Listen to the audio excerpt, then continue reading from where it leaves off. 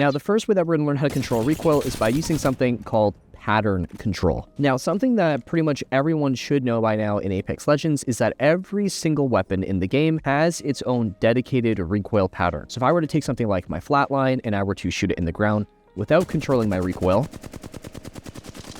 you can see that for the most part, the patterns are very similar and that they follow the same direction pretty closely. Every time you shoot your flatline, it's going to always want to start off by pulling up to the left, to the right, up to the left, and then kind of to the right, which means that we know for the most part how to control the flatline. If I wanted to, I would basically just do the complete opposite of what I'm seeing right here. So instead of it pulling up to the left, I want to pull down to the right.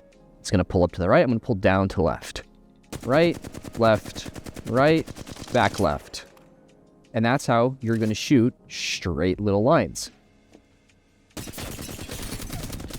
Now, this on its own is really simple and makes for a fairly effective way to kind of learn different weapons in the game and get comfortable with them. The only issue with trying to control the specific pattern of that weapon is when it comes down to things like tracking. If you're supposed to be pulling your crosshair to the side while trying to track that specific target, but at that moment, your recoil pattern is telling you that it's pulling to the left and your target is moving to the right, it can feel sometimes pretty awkward to hit a consistent track on that target. So how would we use pattern control more effectively depending on the situation that we're in? Well, when it comes to tracking targets that are moving around, and maybe it's in a situation where it's opposite to the specific pattern that you're trying to use, you can use something that we call mirror strafing. Mirror strafing is when you follow the direction that your target is moving with your body. And what this helps you do is it dedicates a lot of that tracking ability to your left hand, while your right hand is more so focused on making minor corrections to your target and controlling that vertical recoil, or in this case, controlling the specific pattern of that weapon.